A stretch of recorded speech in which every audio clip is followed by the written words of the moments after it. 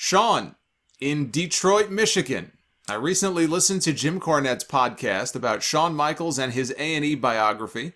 He mentioned that while HBK was out, he was getting paid by Vince McMahon, and once he stopped getting paid, his back seemed to heal miraculously. I always thought it was odd that he had this injury and returned better than ever. Do you think it was legit, or is Cornette just being negative? Well, that is true, by the way, that Shawn was paid.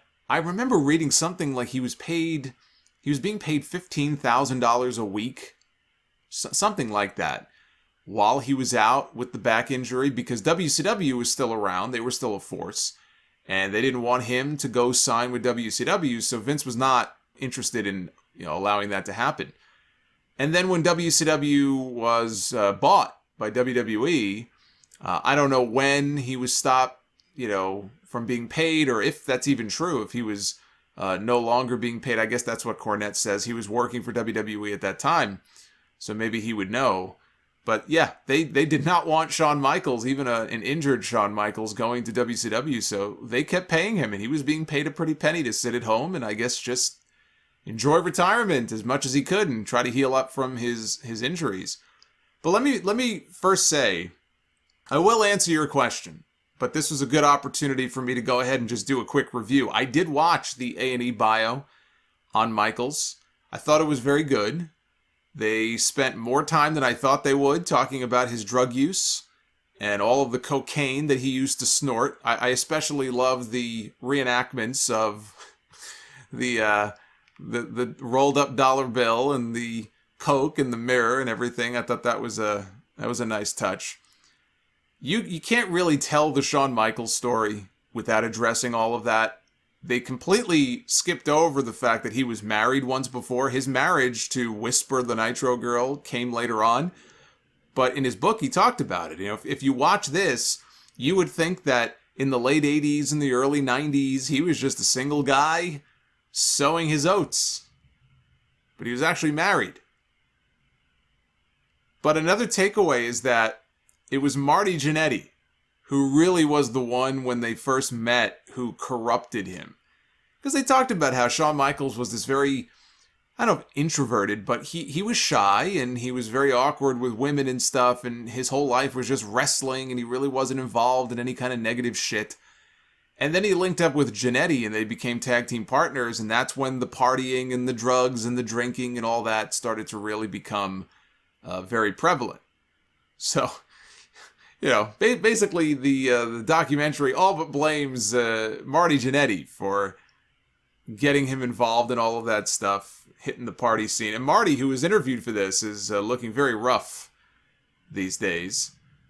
Vince McMahon, speaking of rough, he was interviewed and really didn't add anything of any value. And it's a shame that he doesn't remember. I'm sure he just doesn't remember much, because if he had a memory like Undertaker does, when Undertaker did the Broken Skull sessions both times with Steve Austin and was out there making the media rounds promoting his documentary, and even in his documentary, his mind is very sharp. He actually remembers a lot of stuff from his pre-WWE career, specific matches and events from his WWE career.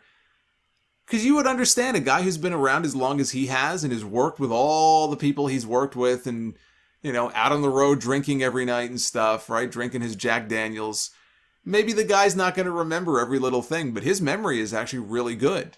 And it's a shame, because if Vince McMahon had a memory like he does, of all the people to write a book or to do a long Broken Skull session, sit down with Steve Austin, Vince McMahon's would be the one that I would be the most interested in, if I thought he would actually tell the truth and not just his version of what the truth is. The truth as he sees it, which is very different. But on these specials so far, when we've seen him interviewed in little sound bites, he speaks in these vague generalities that don't really add anything. They did cover Montreal. Thankfully, they kept it brief. We had Undertaker repeating the lie that they had to get the belt off Brett or else he might have showed up on Nitro with the belt the night after, which was never going to happen. They could have mentioned the fact that they had signed the WWF champion. But Bret was not going to show up on Nitro with the belt. He was not going to send the belt to Bischoff. Legally, it was not going to happen. But I am sure that Vince McMahon convinced all of them in his rah-rah speech backstage, at Raw the next night that, well, this could have happened, and for the good of the company, we had to make sure that it didn't. But I thought the most compelling stuff was hearing Triple H describe his routine every night when things were really bad and they were together as DX, and Shawn was doing all the stuff that he should not have been doing. He would have this nightly routine. When they were on the road, he would have to put Shawn in his hotel room bed in a certain position off of his back so that he wouldn't choke to death on his own vomit, as other people have done. I think that's what happened to Louis Spicolli, in fact. And so he would make sure he was positioned either face down, I think, or on his side, and he would wake up. Triple H would wake up every 2 or 3 hours to make sure that Shawn was still breathing, to make sure that he was still alive. He was a babysitter, is what he was. He was like his caretaker. We had an Undertaker. Triple H was the caretaker. Undertakers, they just care about death. Triple H's job was to make sure this guy stayed alive. They talked about the night of the Raw Nitro simulcast when Shawn showed up in no condition to perform. I talked about this in the history segment a few weeks ago. They didn't get into the funny story from Jericho's book, the Doink story, where Jericho was coming out on the show that night. This was during his feud with William Regal. And Jericho was waiting. He was standing in the gorilla position. He was about to do a run-in dressed as Doink the Clown. And Shawn Michaels is just completely fucked up. And he's standing there at the gorilla position just looking at Jericho like, why do they have you dressed up as Doink? Like, he was really upset because he thought Jericho was great and he had all this potential. And look at these guys. They don't know what to do with you. They gave you the Doink the Clown gimmick. And Jericho was just like, no, it's just for one night. I'm just doing a run-in. And it was like in one ear and out the other. Shawn wasn't even hearing him. Oh, this is bullshit what they're doing to you. And it's like, I mean, it's not funny, I guess, when you consider the state that he was in, but it's pretty fucking funny. I always, that Doink story just fucking made me belly laugh when I first read that the first time. But that happened the same night, and I think what ended up happening is Shawn was found passed out in Vince McMahon's office, and that was it. They told him, get out of here. Get the hell out. I don't know what they had planned for him. There were rumors of him having an involvement maybe in the Undertaker Triple H match at WrestleMania. Maybe he was going to be a referee. Whatever they had planned, they told him, go home. And Shawn was not happy. He felt Triple H didn't have his back or ratted him out or whatever. And there was a confrontation where Shawn went off on Triple H and was yelling at him and was probably cussing at him. And Triple H said he gave it right back to him. So they got in a shouting match and Shawn left. And the two of them didn't speak, I think, for over a year after that. It put a real strain on their friendship. So they talked about that. And that was on what was supposed to be this big celebratory night, right? We beat our competition in the big simulcast, and it was basically ruined because Shawn Michaels was acting like a complete jackass in the back. And then they got into his finding religion and quitting all of the pain pills, cold turkey.